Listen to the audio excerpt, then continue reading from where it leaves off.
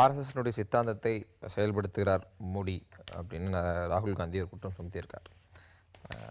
RSS சித்தாந்தத்தை மோடி வெளிப்படுத்துகிறார் அப்படின்னு ராகுல் காந்தி சொன்னது பற்றி உங்களுடைய முதல் கருத்து என்ன? நரேந்திர மோடி தன்னை ஒரு ஆர்எஸ்எஸ் பிரச்சாரக்காக மட்டுமே தான் நினைத்து கொண்டிருப்பவர். இப்போ ஆர்எஸ்எஸ்ஸின் சித்தாந்தத்தை செயல்படுத்துகிறாருன்னா அதை அவரை குற்றச்சாட்டாக பார்க்க மாட்டார், அது ஒரு பாராட்டாக தான் பார்க்க போகிறார். ஆனால் இங்கே எது ஆர்எஸ்எஸ்ஸின் சித்தாந்தம் அப்படின்னு ராகுல் காந்தி சொல்கிறத நரேந்திர மோடி கடுமையாக மறுப்பதற்கான அனைத்து வாய்ப்புகளும் இருக்குது. உங்களுடைய கருத்து என்ன?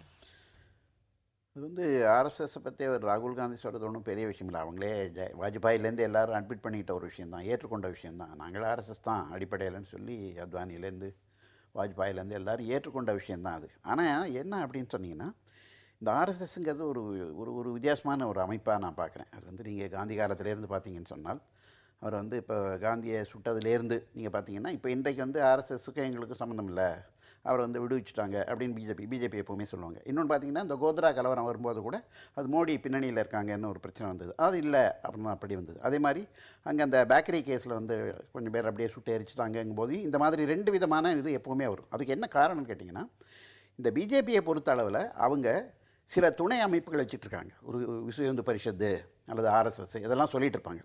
ஒரு நேரத்தில் பார்த்தா ஆர்எஸ்எஸ் சொல்கிறது தான் கேட்பாங்க அப்படிங்கிற மாதிரி இருக்கும். சில நேரத்தில் பார்த்தா அதுக்கு எங்களுக்கு சம்மந்தம் இல்லைன்னு சொல்லுவாங்க. அப்போ என்னன்னு கேட்டிங்கன்னா, அவங்களுக்கு இந்த மாதிரி ஒரு துணையான சில அமைப்புகளை வைத்துக்கொண்டு தங்களுக்கு என்று வேற ஒரு அஜெண்டா வச்சுட்டு இருப்பாங்க. இப்போ லேட்டஸ்ட்டாக பார்த்தீங்கன்னா, இந்த சம்யுக்தா எக்ஸ்பிரஸில் அந்த ட்ரெயின் டிசாஸ்டரில் கூட ஆர்எஸ்எஸ்க்கு தெரிஞ்சுதான் இருக்குது என்று அந்த அசீமானந்தன் ஒருத்தர் ஜெயிலுக்குள்ளே இருக்கிறவர் அவர் சொல்கிறார். உடனே ஆர்எஸ்எஸ் எங்களுக்கு அதுக்கு சம்மந்தம் இல்லை, அப்படி அவர் பேட்டியே கொடுக்கல, அப்படி இல்லவே இல்லை, இதெல்லாம் மறுக்கிறாங்க. அப்போ எப்போவுமே பார்த்தீங்கன்னா பிஜேபியை பொறுத்தளவில் ரெண்டு விதையான குற்றச்சாட்டுகள் வரும். ஆர்எஸ்எஸ்ங்கிறதில் அவங்க ஒன்று செய்கிறாங்க, ஆனால் பிஜேபி அதை மக்களுக்கு விரோதமாக இல்லை மக்கள் மத்தியில் அது அவப்பெயர் வரும் என்று சொன்னால் அதை மறுப்பது, அதுக்கு எங்களுக்கு சம்மந்தம் இல்லைன்னு சொல்கிறதுங்கிறது ஒரு தொடர்ந்து ஒரு டாக்டிக்கலாக அவங்க எந்த சித்தாந்தத்தை பின்பற்றுகிறார் அப்படின்னு ராகுல் காந்தி சொல்றதை மோடி மறுப்பார் அப்படின்னு சொன்னீங்க. ராகுல் காந்தியோட பேச்சில் இருக்கு, ஆர்எஸ்எஸ் சித்தாந்தம் தானே காந்தியை கொன்றது, காந்தியின் மறைவுக்கு பின்னர் ஆர்எஸ்எஸ் இயக்கத்தை தடை செய்யுமாறு பட்டேல் கூறினார், அவருக்கு நீங்க செலவு வைக்கிறீங்கன்னு கரண்ட் டாபிக் உள்ள ஒரு ராகுல் காந்தி வரார். இதை பற்றி உங்களுக்கு கருத்து என்ன? இது இந்த இதில் நிறைய பார்வைகள் இருக்கு. பட்டேலை ஆரம்பத்திலிருந்தே அந்த அந்த ஆர்எஸ்எஸ் தடை தாண்டினதுக்கு பிறகு பார்த்தீங்கன்னா, ஆர்எஸ்எஸ் பட்டேலை தன்னுடைய ஒருவராகத்தான் பார்த்துக்கிட்டு இருந்திருக்கு. பட்டேலுக்கும் ஆர்எஸ்எஸ் மேலே நிறைய பரிவுணர்ச்சி இருக்குது.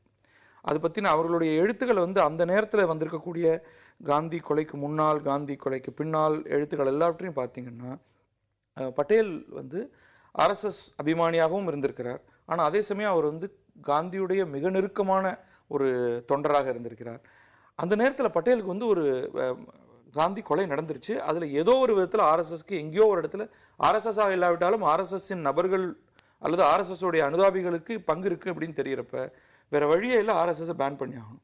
ஆனால் அதே மாதிரி நீங்கள் பல்வேறு காலகட்டத்தில் அவர்கள் எழுதியிருக்கிறத பார்த்தீங்கன்னா, இன்னொரு இடத்துல பட்டேல் அந்த ஆர்எஸ்எஸ் மீதான தடை விளக்கம் நடக்கிறப்ப பட்டேல் சந்தோஷப்படுறதையும் நீங்கள் பார்க்குறீங்க. ஒரு சில பேர் இன்றைக்கு ஒரு ஒரு எக்ஸ்ட்ரீம்லேருந்து பார்க்குறவர்கள் பட்டேலை நேரு அளவுக்கு இல்லாவிட்டாலும் அந்த மதச்சார்பின்மைங்கிறத ஓரளவுக்கு முன்னெடுத்து செல்பவர் அப்படிங்கிற மாதிரி பார்க்குறாங்க. இன்னும் ஒரு சில பேர் பட்டேல் ஒரு எக்ஸ்ட்ரீம் ஹிந்துத்வா அப்படின்னு பார்க்குறாங்க.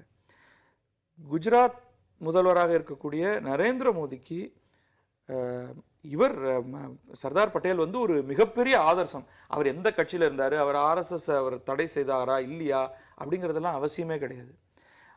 அதுவும் இல்லாமல் அவர் காங்கிரஸில் ஒரு தலைவராக இருந்தார் அப்படிங்கிறதுக்காகவே அவரை தங்களுடைய ஒரு தலைவராக இவர் நரேந்திர மோடியோ அல்லது பிற பாஜக காரர்களோ ஸ்வீகரிக்க கூடாது அப்படிங்கிற மாதிரியும் இவர் சொல்ல முடியாது, ராகுல் காந்தி சொல்ல முடியாது. இதில் பல குழப்பமான நிலைகள் இருக்குது.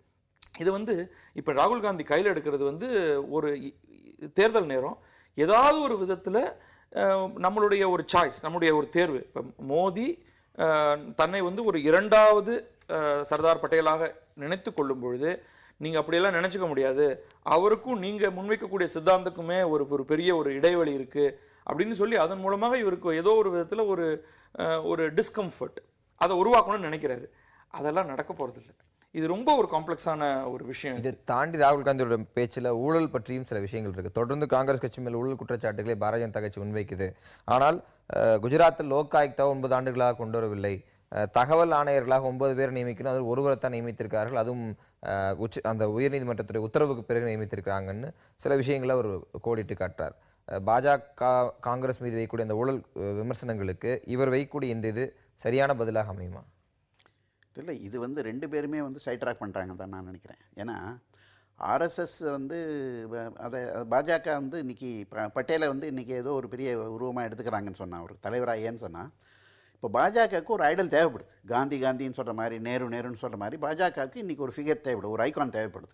அதற்கு வந்து இன்றைக்கி பட்டேலை பயன்படுத்திக் கொள்கிறார்கள். அதில் உண்மை என்ன விஷயம் அப்படின்னு சொன்னீங்கன்னா, பட்டேல் என்பவர் கிட்டத்தட்ட ஓரளவுக்கு வந்து ஒரு ப்ரோ ஹிந்து ஸ்டான்ஸு பல விஷயங்களை எடுத்தாருங்கிறது உண்மை. அதை விட முக்கியமான விஷயம் என்னன்னு சொன்னீங்கன்னா, நேருவுக்கு இருக்கக்கூடிய அந்த அவருடைய வெஸ்டர்ன் தாட்ஸ், அவருடைய மேற்கத்திய அந்த அவருடைய படிப்பு, அதை ஒட்டி வந்திருக்கக்கூடிய அந்த ஒரு சிந்தனையிலேருந்து பட்டேல் வந்து மாறுபடுறார். அப்படி மாறுபடும் போது தான் உள்ளேயே தலைமைக்கே வந்து பட்டேலுக்கும் நேருவுக்குமான போட்டி நடக்குது. அதில் ஒரு காம்ப்ரமைஸாக தான் வந்து நேரு வந்து காந்தி சப்போர்ட் பண்ணதுனால தான் நேரு பிரதமராக வர முடிஞ்சுது. அதனால் அன்றிலிருந்தே இந்த பட்டேல் என்பதும் நேரு என்பதும் ஒரு சின்ன அவங்களுக்குள்ள ஒரு சின்ன டிஃப்ரென்ஸுங்கிறது தொடர்ந்து இருந்து கொண்டு வருகிறது. ஆக அதை வச்சு இவர் வந்து இந்துத்துவவாதி என்று பட்டேலையும் சொல்ல முடியாது, அவரை வந்து இந்துத்துவ எதிர்ப்பாளர் என்றும் சொல்லிட முடியாது, நேரு சொல்ல முடியாது. ஆக இன்றைக்கு வந்து பாஜகவுக்கு அந்த மாதிரியான ஒரு பெரிய ஒரு தலைவருடைய ஒரு உருவம் தேவைப்படுகிறது. அதுக்காக அவங்க வந்து பட்டேலை முன்னிறுத்துகிறார்கள். ஏன்னா இதுக்கு முன்னாலெல்லாம் ஒன்றும் பெரிய அளவுக்கு அவங்க பட்டேலை பற்றியெல்லாம் பேசுகிற, அவங்க பட்டேலுக்கு சார்பாகலாம் பேசுவாங்களே ஒழிய பட்டேலை பற்றி பெரிய அளவில் பேசுகிற. இன்னும் சொல்லப்போனால் இந்த ஆர்எஸ்எஸ் என்பது ஒரு வித்தியாசமானது. நீங்கள் ஆர்எஸ்எஸ் முழுக்க அன்றைக்கி இருந்த ஜனசங்க கூட அது முழுக்க ஆர்எஸ்எஸ் சப்போர்ட் பண்ணதுன்னு சொல்ல முடியாது.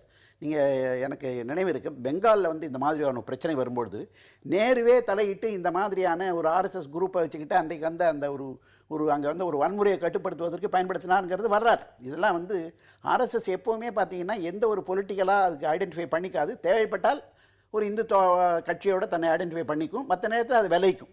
அதே மாதிரி இவர்களும் வந்து கட்சியில் இருக்கக்கூடியவர்களும் பாஜகவாக இருக்கட்டும் அந்த ஜனசங்கா இருக்கட்டும் தேவைப்படும் போது ஆர்எஸ்எஸ்ன்னு சொல்லிக்குவாங்க, இல்லாதப்போ அது வேறு இது வேறுன்னு சொல்லிக்குவாங்க. இது வந்து தொடர்ந்து இவங்க ஒரு பண்ணிட்டு இருக்காங்க. ஆனால் இதில் என்ன பிரச்சனை என்று சொன்னால், ராஜீவ்காந்தி சொல்வதோ அல்லது அதற்கு பதில் மோடி என்ன சொல்ல போகிறார் இல்லை என்ன சொல்வார் என்பதோ இன்றைக்கு மக்களுடைய பிரச்சனையே இல்லை. இவங்க 2 பேரும் ஏதோ வான வேடிக்கை காமிச்சிக்கிட்டு இருக்காங்க. அதில் எனக்கு என்ன தோணுதுன்னு சொன்னால், ராகுல் காந்தி வந்து காங்கிரஸுக்கு ராகுல் காந்தி வாயை திறக்காது இருக்கிறதுக்கு நல்லது அப்படின்னு தான் எனக்கு படுது. நம்ம இந்த அளவில் இந்த விவாதத்தை நிறைய செய்வோம். இடைவேளைக்கு பிறகு வேற ஒரு தலை பற்றி பேசலாம்.